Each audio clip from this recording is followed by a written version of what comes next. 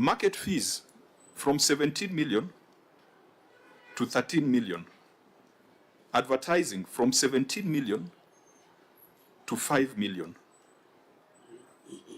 Conservancy administration from 5 million to 1 million. Physical planning and development from 4 million to 3 million. You know, it's a long, long list of variation. At the end of it all, the aggregate variation is 20 million. How is this explained? Simply that you changed a system. People were collecting money and pocketing. This is symptomatic of theft. Unless, members, you are seeing the link between this and a change of system. Chair, maybe through you, maybe what we may need to understand is what system are you changing from? What system was at play, and then what did we change to, so that we appreciate this loss, this leakage? What system was in place before the change? Governor, it will also help us understand if you were to paint a picture of the time that it took for those system changes to be effected.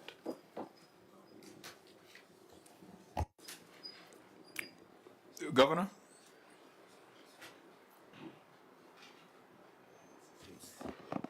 Okay, thank you, Honorable Chair. I will be able to explain what transpired. The Governor has clearly mentioned that we had a changeover of system, and when you look at it, we are having changes, particularly in the single business permit. Honorable Chair, the change happened actually at the peak of most of the revenues, so we were not able to realize that because there is a requirement that you cannot collect revenue off the system. And we're only trying to comply that, because if you collect off the system, money gets into the bank, and we are not able to verify actually how much has been paid through a system, because reporting of revenue must be clearly indicated. Then another reason as to why we had that challenge is that the revenue register or data had been withheld by the previous system operators, which was called ZZ. The new system we are talking about is EREF. So during that period, we were not able to get proper data to have it then mapped through the system to enable us to correct. CRA is very clear in matters of collection of revenue that we cannot do it off the system. And that's actually what we are trying to do, so that we can cap this issue of what the chair is raising, that pocketing the money. If you give staff that leeway to interact with money, then you lose the money. So we want all the revenue, it's a requirement that all the revenue system actually has to be cashless. So that is why we experience that. But when you look at the current performance, Honorable Chair, we have mitigated that. Current performance, we are looking at 2023, 2024. I was only trying to... And the reason why we must have this conversation is we must find out who the culprit is. Okay. Is it the system vendors? Yeah. Is it the collectors of revenue? Because there is a problem. Yeah, sure. There is a problem. And that problem, we must deal with it. Okay. So go back to single business permit, that line that you had picked. How do we explain that? And please, whereas the guidelines by CRA on automation remains a prudential guideline, we still have counties that are collecting manually. So you cannot say that you are either collecting automatically or not collecting at all. So you need to revise that. So explain to us, for example, that single business permit, which indicates that there was a 10% drop. It means that 10% of your business is shut down in an economy that should be growing at 5%. Yeah. How do you explain that? Just take that, that row. For single business permit, Honorable Chair, a common practice for most of our taxpayers or our clients is that during that period when we issue invoices, and they tend to pay more during that time, because we also do a lot of compliance during that period, because once the invoices are issued and confirmed, now what follows is collection. Most of them normally reserve funds to pay at that period. Remember, if it's a common practice, it was there in the prior year. That's why you are comparing 2 years where the practice has been common. So can you give us a better explanation, please? A better explanation, Honorable Chair, is that the system was actually changed over in the period of January to March. And that is our peak period. That's what I'm explaining, Honorable Chair. So the money that was collected between January to March, where did it go? We have, in the receipt of revenue report, that time we actually, because we were losing a lot and we encouraged them to do offline, then later on we were able to now map them in the system. Where did the money go? In the bank. Just show us here in the ROR statement where that money is. I'm not accounting for the shortage of 10 million. I'm not saying we collected 10 million and we banked it somewhere or somebody took the money. We were not able to realize revenue collection during that period because there was a system change. We were affected, not that we collected and we banked that money elsewhere, Honorable Chair. Senator Wambua, then Senator Chirati. Chief Officer, you may land yourself in some trouble. You've just said, your own words, that the time of changeover is when a lot of people are paying their rates. And because of the changeover, the implication is that people did not pay. Is that what you're saying? True. You're saying people did not pay. True. So why did you effect the changeover at a time that you're supposed to be collecting revenue? Through Honorable Chair. It was your decision through Honorable Chair, we only picked single business permit, and I'm saying single business permit, its peak is at January and March, but other revenues were still going on. There are 11 rows where there was a drop in revenue, yes, which cumulatively comes to 20 million. Yes. So I don't know whether you have 11 different stories for the 11 different rows. Senator Chirati. Let me pick it from where you have left. Governor, how long has been Ibrahim Chisaka been acting as the governor? How long has been Ibrahim Chisaka has been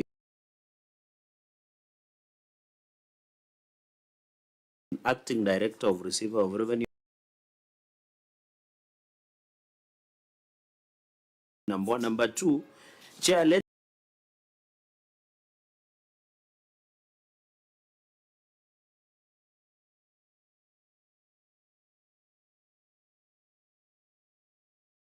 me pick it from where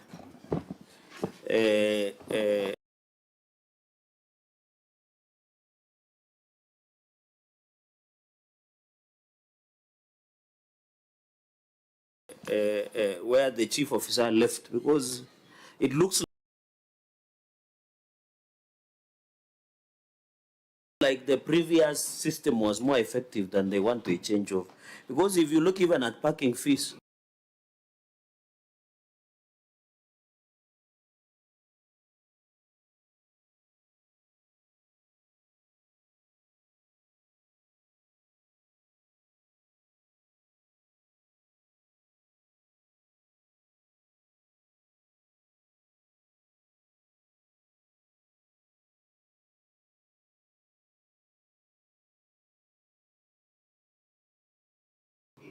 I don't know whether people park only in January, Bwana CEO, because the street parking fees in the 2023-2024 was 14,532,865, sorry. Financial year, the previous one, 22,700,000.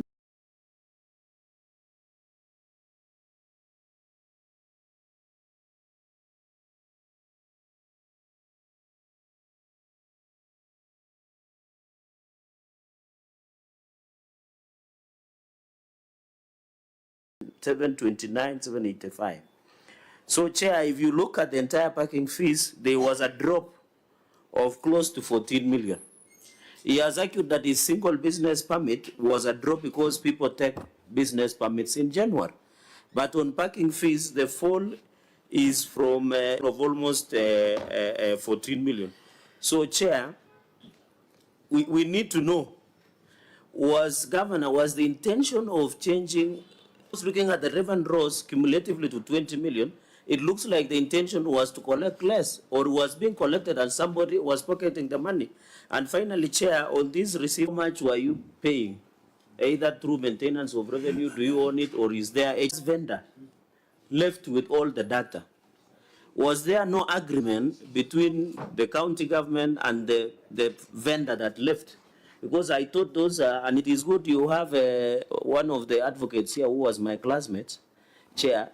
He said that the data left with the previous vendor. I thought there was an agreement. So how did he live without proper handing over of the data to the county government? Can he highlight something on that? Yeah, because if that is established, then we also have the power under the Public Audit Act to recommend debarment of a service provider who is complicit in, where it's your collectors or whether it's a systemic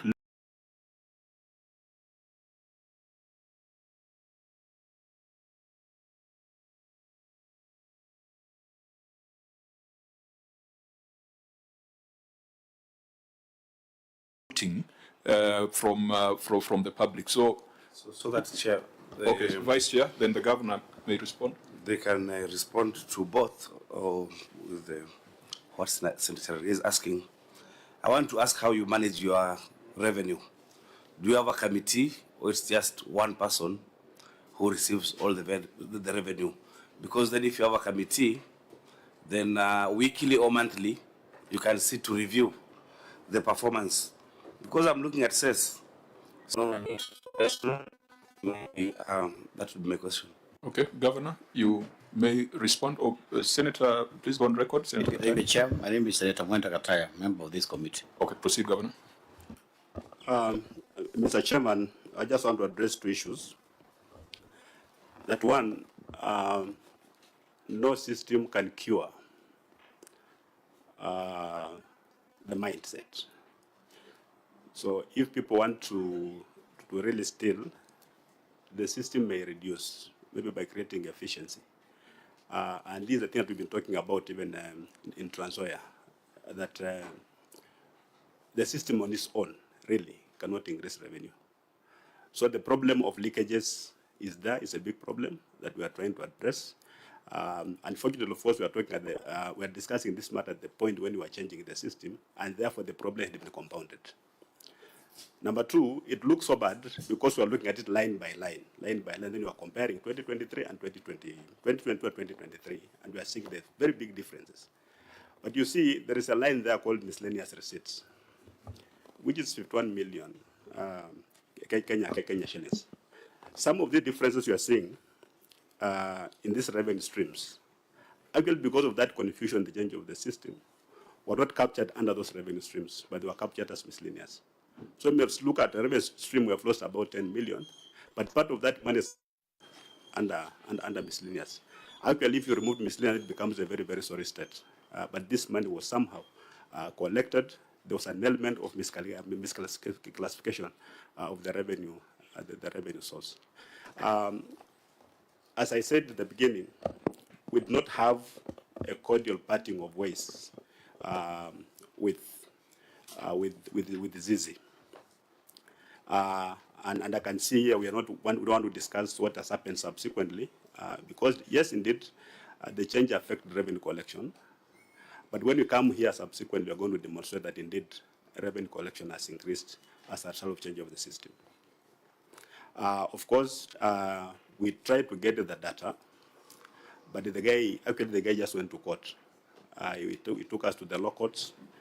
He lost the case, and he went to the High Court. So as we speak now, the matter is pending a determination by the High Court.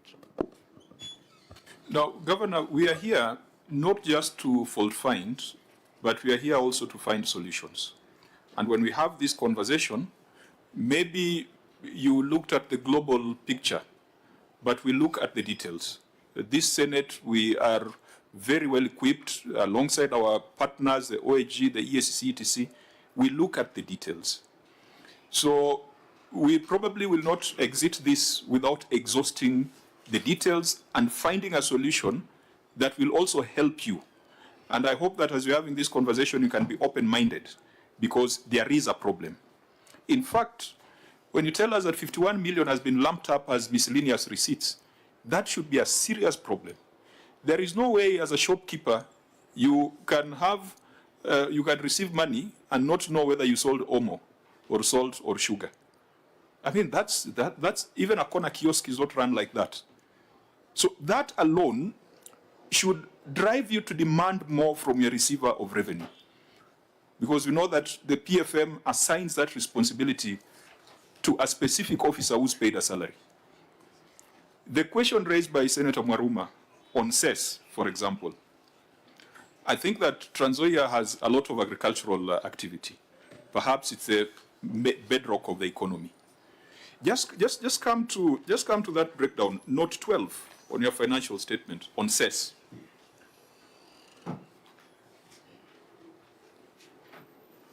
Where cess dropped from 44 million to 11 million. Does it mean that during this transition, because I don't know at what point cess is collected, is it on the road? Is it at the farm gate? Is it at the market? On the road. So does it mean during this transition of system, even the ropes that are put on the roads were pulled out? Mr. Chairman, as we speak now, because of the measure that we put in place, cess is the best performing revenue source in Trans Nzoia as we speak now. Estimated to be around how much? Actually, we exceeded by how much last year? 8. Last year, we collected 8 million from cess. So there's no reason why cess should ever go down in any financial year, isn't it? There isn't any reason why it should. So where you've got a 30 million drop in cess, it means probably 30 million plus was collected and stolen. That possibility is there.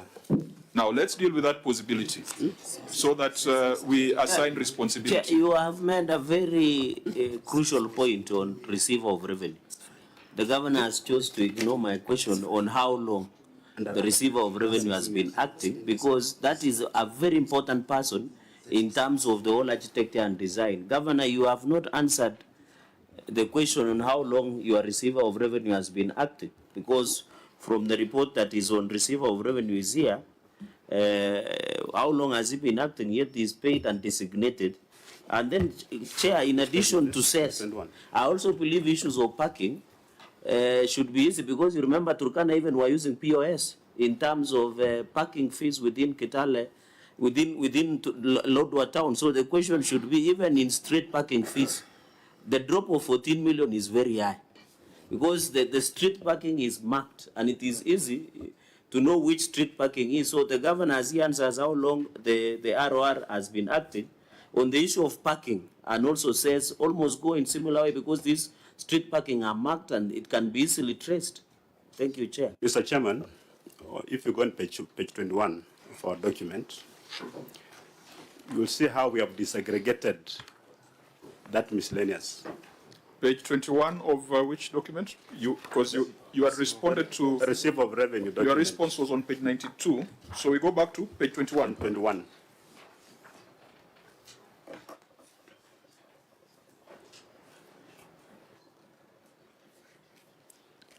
Of the 15 million under miscellaneous, page 21. Yeah? 51 million, not 15, right? Of the 51 million, total 51 million, 51, cess accounts for 18 million. So this 18 million should have been captured under cess. That leaves us with a gap of about 14 million compared to prior year, isn't it? It's still a drop. Yeah.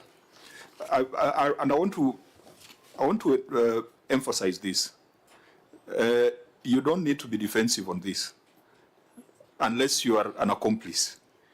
Allow us to have this conversation so that your staff, your receiver of revenue, can understand the consequence of professional negligence or the consequence of doing things against the act. And I think that's why Senator Cherargei is turning the heat on the ROR, the receiver of revenue. They have a responsibility under the PFM. And I think that if we just do a slap on the wrist on this thing and say that things have improved in subsequent years, there appears to be 20 million that has been stolen from the people of Trans Nzoia. Let's have this conversation so that we know where EACC should go. Whether they should go after the system vendors, whether they should go after the ROR, or whether they should go after the CEO. I think, Governor, you have agreed there is a problem. You've agreed there's a possibility of loss of funds if you look at these movements. Perhaps in the subsequent year we'll see an improvement, but that does not excuse this financial year. Senator Ombwa. Governor, on that page 21, I'm looking at miscellaneous receipt from slaughterhouse. It's 38,000. And I'm wondering, is it that the people of Transoia don't consume meat, or most of them are SDS? I don't know. I don't know. I mean, really, 30,000. You know the chair is an Adventist. I'm an Adventist. Yes. So Chair, I think a lot of your relatives live in Transoia. I mean, we eat meat. you eat meat. Yes. So, what? Soya meat, not meat. What is that? What the explanation there, Governor? Yeah, Chair, but there is a question by Senator Cherargei that should not be lost. When did the ROR begin acting? What happened to the previous ROR? Is it because, or was he or she, did she pave way because of possible malfeasance in revenue collection? I think that's an important question. Governor, the slaughter fee and the ROR question. Mr. Chairman, I cannot give a concrete response why the slaughter fee was low. Maybe the number of animals that were brought to be slaughtered were fewer. That could be the reason. I don't have another reason for that, because I think it's also very difficult when you have already admitted that there were some data integrity issues, because it's also very difficult now to explain how some of those things arose. Because I thought it would have been easier to say, yes, we have had challenges, we have data integrity issues, we have migration issues, and therefore, what then should we recommend? Because if you try to explain numbers, Chair, that's what I began by saying. which in your view are not verifiable, then I've already said that the system can't replace the mindset. yeah. That's what I said. But when you ask for information, I'm providing it, and then somewhere it becomes defensive, and the information is here. I'm just trying to say that says, second, not this much, but it's this much. There's a shortage indeed, and we admit there's a shortage.